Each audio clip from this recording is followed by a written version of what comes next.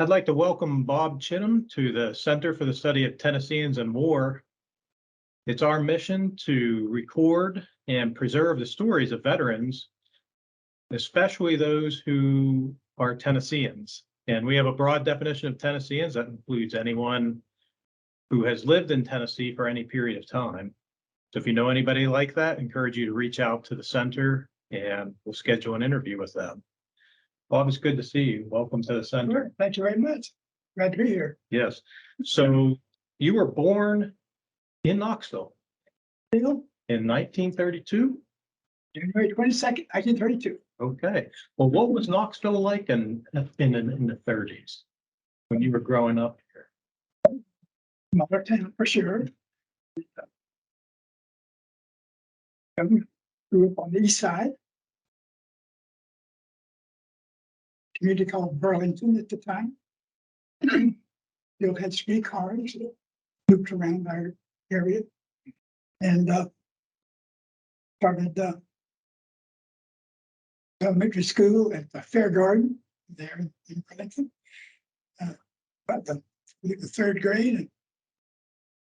And it changed it the year I got through the sixth grade when they cut it off and sent us to Park Junior High. So I had a cousin who was in seventh grade, and we both went to Park Junior High at the same time. And then Knoxville High in my sophomore year. And while there, I was in the ROTC. And so we were November the 11th, we marched down K Street. Now, what got you in the ROTC program in high school? Did you have family members who were in the military who were encouraging you along those lines? No, but I was interested from day one. The World War II sort of broke out when I was a few months shy of 10 years old. And I was very interested in the military and was sort of hoping it would last long enough for me to be old enough to join. And so in my junior year at high school, I went to work at the Riviera Theater as an usher. And just so happens that the projectionist was a former Marine sergeant from World War II. And I had told him how interested I was in the Marines. And he said, well, hey, we got Marine Reserve, Marine Naval Station, Elko Highway. So I said, well, hey, that sounds interesting.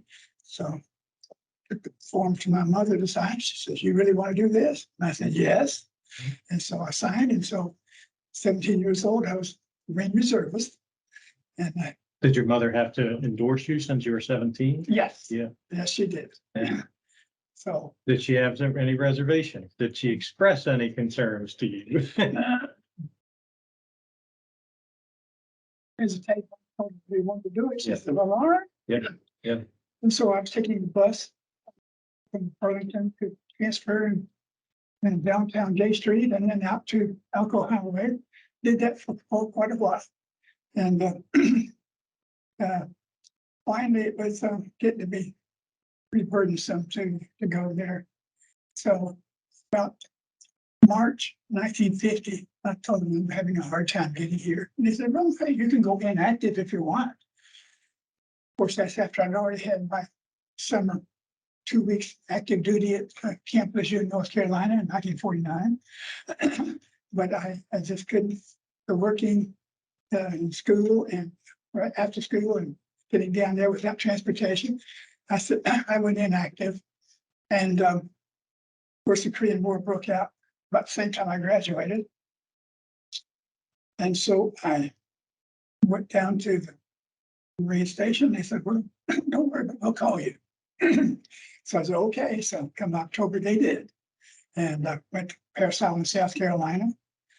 And I was over, I got our boot camp over with about January.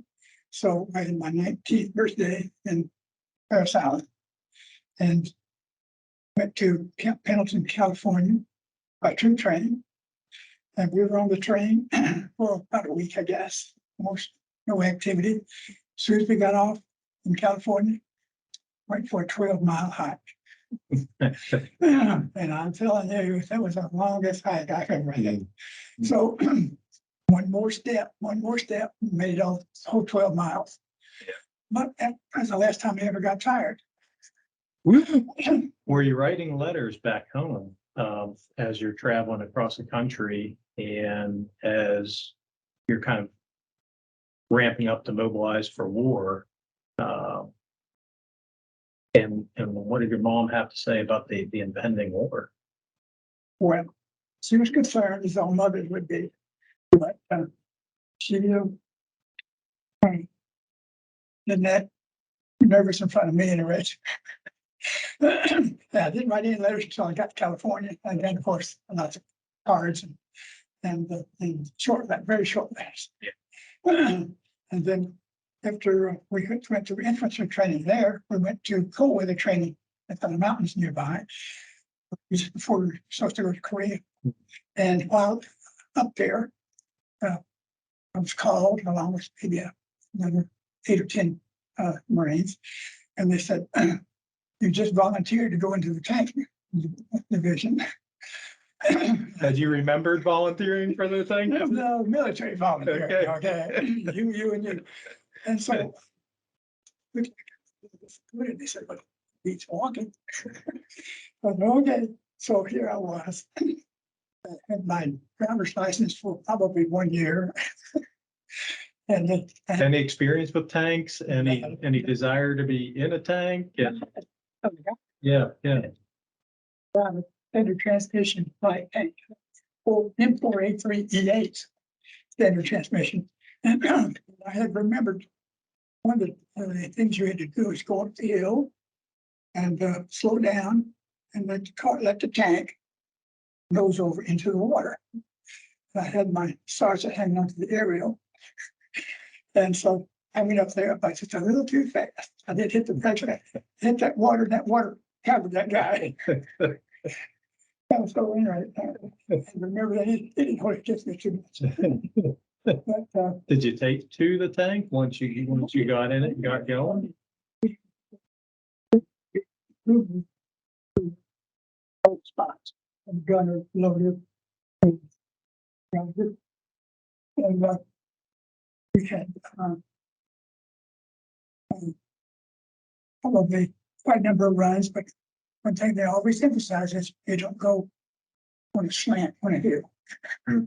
So straight up, and after that, we troop train over the troop ship over to Korea, and What was that like, crossing the Pacific Ocean on a troop ship?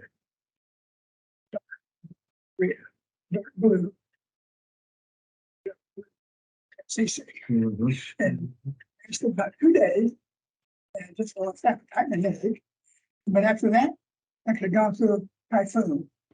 3 legs, had no problem, had a lot of fun. Talked with a lot of guys. There must have been quite a number of stacked up bunks. Was anybody else from Tennessee with you? Or were No. you were the only Tennesseans in your group? So when I knew, Yeah. we would be had to stop, of course, in Korea and stop in, I think, Yokohama, Japan, and then off to Busan and offloaded into trucks and crammed in there. And I couldn't get near the edge of, I just couldn't learn between the guys and hold on. So, Now, as you're crossing the Pacific, Bob, did you get more and more nervous as you got closer and closer to Korea? No. no, pretty good. Okay. All right. And so right over the sharp edge of the blade of that truck, started to cut a finger. And so as I got off and over there, and the finger that's all cut, and the medic says, "I just go over there and wash it and come back." So I did, and he put a Band-Aid on it, and that was it. There. So shortly thereafter, we started doing maneuvers, driving tanks around and doing it. Since the This is around Busan. out on the outskirts of Yeah. the countryside, yeah. Yeah. And then we moved on up later on to the north engine on the east side of the country. And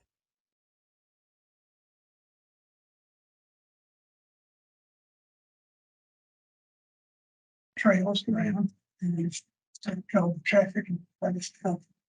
Nothing room to get by. And we moving around and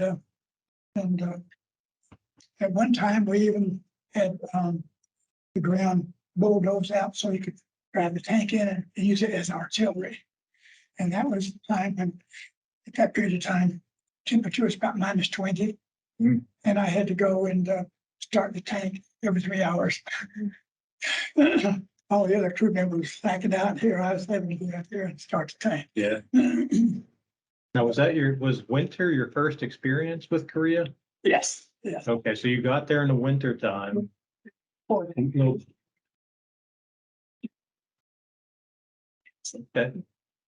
What'd you think about Korea? What your first impression of the country and the people?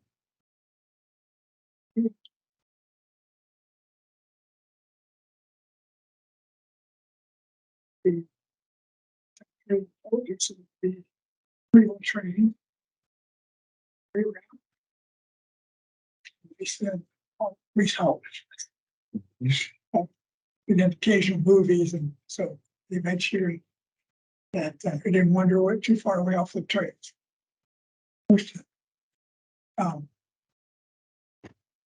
Telling me that when they had to withdraw from the Chittum Reservoir, it was orderly withdrawal, and they back, retreated, and all of them got picked up and moved back down south. So didn't use a single Marine, as far as I know, for prisoner warfare. Some of the guys were saying, "Hey, having to scramble back into your tank when they're attacking sometimes can be exciting." Yeah. And when you got to Korea and you saw the hills and the mountains, did you think about Knoxville? Did you think about the Smokies? Well, really, except it was comparable where I was, and a lot of the houses were vacated and half destroyed around. It's interesting. I think all the time I was in active duty, I had sick twice.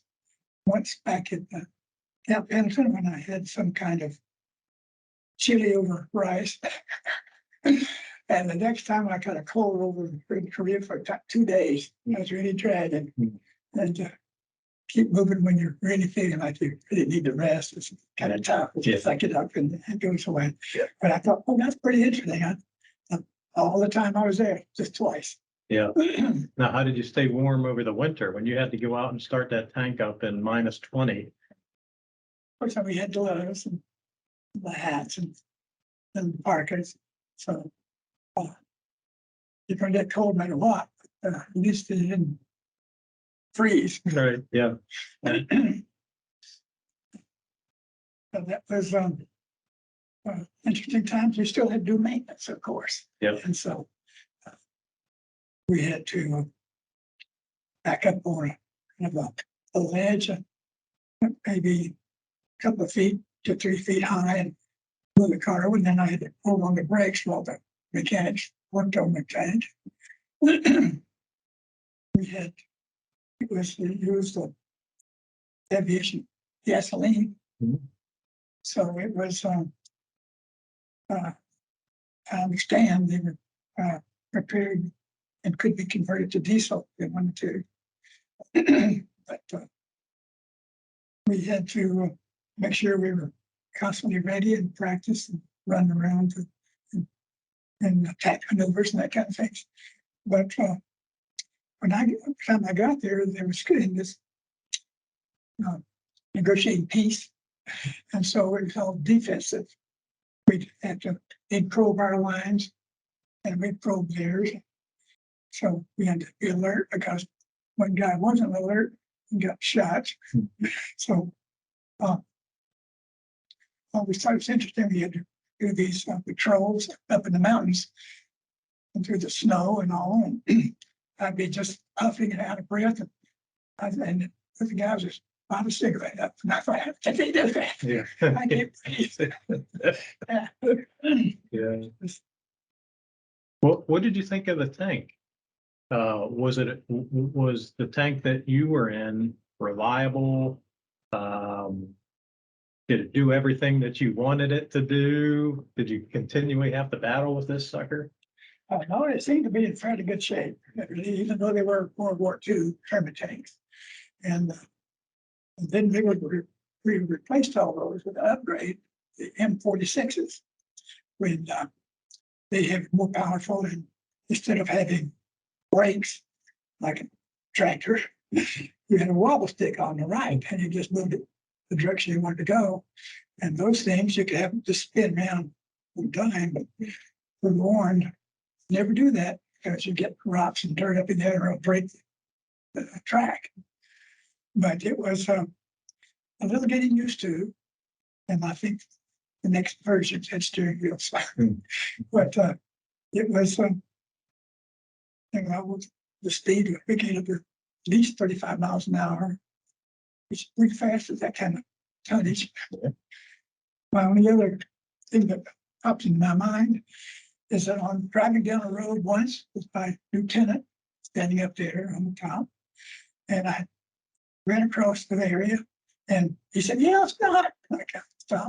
He said, "You just ran over a bridge," and it was one about, I don't know, like this table, I guess, and covered up with dirt, and I couldn't see it unless you see the edges of it. You know it's wood.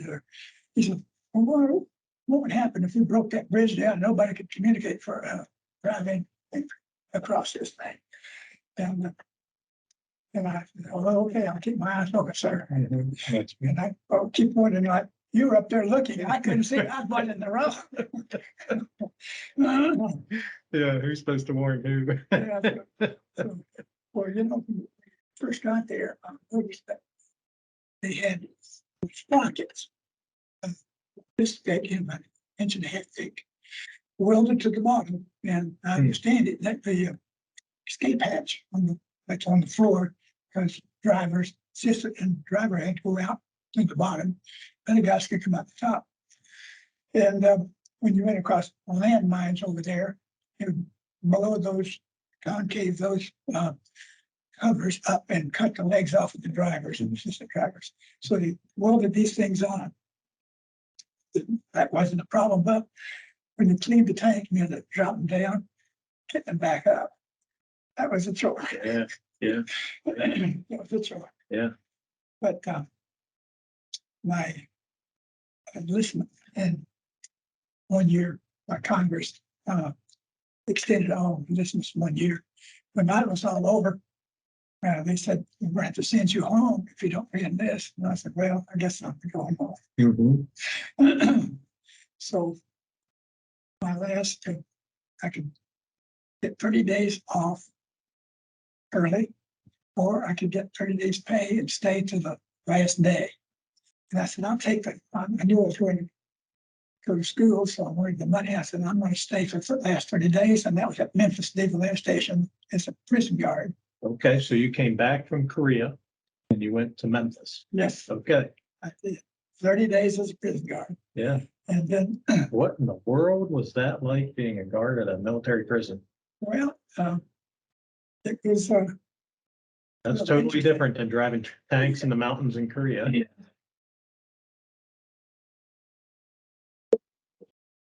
Korean veterans.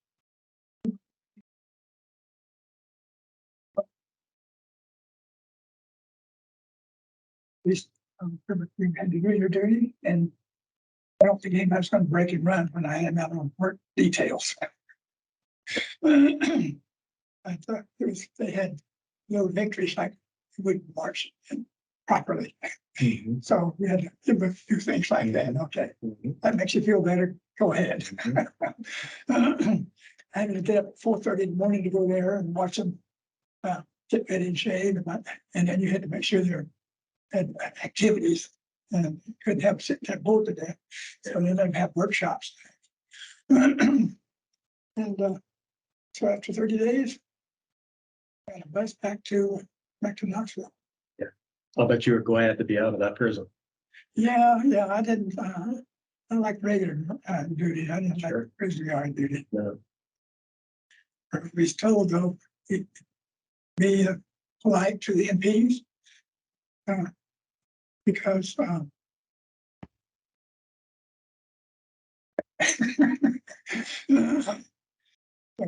So you came back you went from Memphis to Nashville, Knoxville. to Knoxville. Okay, okay. And when June 52 at Robert Shaw Fulton's controls company. This is after you've been discharged. Do you Yeah. remember do you remember the year, Bob, that you were discharged? Yes. March 31, 1952. Okay. So until school started in Tennessee, worked at Robert Shaw Fulton's as a solder and braze man. And so they had gas fired soldering irons. And in the summertime, that was a fun thing to do, but it was, Did the work that you do in Korea help you out with the soldering business? well, do most anything really after all. Yes, that's the first thing they do is But no practical experience with soldering iron on No. those tanks?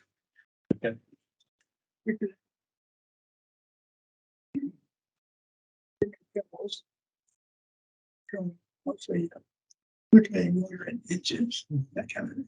Hmm. So come school time, we started in Tennessee. Your family, they're glad to have you back in Knoxville? Oh, yes, we sent you back.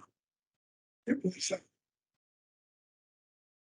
like and never been counted. The but it was a little unique to get back in the classroom. And I always felt like being 2 years behind the time with my regular graduating class. I felt like I had to wrestle and sort of catch up. And everything was fine for the first year. I had was able to get into the mechanical engineering honor society for being the top 25%. Just made it big. And then I thought, for the GI Bill, you get a day and a half of schooling for every day back at duty. So I was ready, fixing, I see I'm running out of money. So I thought, much as I hate to have a 5-year program, maybe a co-op program here in engineering would be a good thing to do. So I applied for it. And What did you want to do, Bob? What was your end goal here with the mechanical engineering? well, Did you have something in mind? well, I'd hoped to be get into aerospace. Okay. That was in mind. And at that time, they didn't have aerospace. At Tennessee, it was a mechanical engineering was close enough. So Now, why aerospace? That's a little surprise, Bob. yes, well, in the 10th grade, we had an assignment to go out and come up with 3 things you'd like to do for a career. And I went to the library and I studied for a while. It came down. Number 1 was a commercial airline pilot. 2 was FBI agent. Number 3, mechanical engineer. Well, that while I was a junior at Tennessee's giving a head low, I had a classmate who had retired as a Marine aircraft pilot. And so he said, well, if you want to be a pilot, I'll just get you on a military plane to Memphis and you can get checked in. Maybe they'll let you come into the officer training and flight training. So I go out there and This is your junior year? yes. And, While you're still working on your degree, Yeah. you flew out to Memphis. Yeah. Yeah. and they said, you're nearsighted. Hmm. And I said, well, I don't wear glasses. They said, you would. And so you can't be a pilot, but you can be a navigator. And I said, well, I can't fly. I don't want it. So they did that. But I said, well, that's one of my first thing I did was I had, well, of course, the last year I was in school, I had got a job as a draftsman at the Mm. Knoxville Utilities Board, 20 hours a week, Mm. at whatever hours fit in my classes. So it wasn't quite so bad at that time. Before that, it's just whatever jobs I could get in the Miller's department store in the storage room or sitting putting labels on Christmas magazines and stuff. But I had a couple of interviews in my senior year. And well, a number of them, I guess. But I picked out either Boeing aircraft in the transportation department or working in public aviation on Farmingdale, Long Island. They had trying for a contract on the X-103. And I thought, well, and the other one was maybe going to the patent offices of patent agent there. And the guy I worked with at the AUB says, don't do that. There's other things you can do that might be better. So I canceled that and opted for one in Long Island. So after I graduated, like I said, in August '57, the day after Labor Day, I went to Farmingdale, Long Island, and got there and went into this huge building that looks like a barn with desks all over it, vacant. And I said, well, what's going on? They said, well, we didn't get the contract. Last Friday, everybody with less than 15 years experience was laid off. And I said, what about me? I'm just showing up. They said, you're good for 6 months. And I said, oh, okay. I couldn't quite fathom that. So over the weekends, people who live in that area, matter of fact, they probably worked there in the summertime, knew the area quite well. We went out to Coney Island and Jones Beach. But all the time I was thinking about what to do, and I finally came back and said, I gotta go. So after 2 weeks, I turned in my notice, collected my refund for my bus trip up, and went back to Knoxville.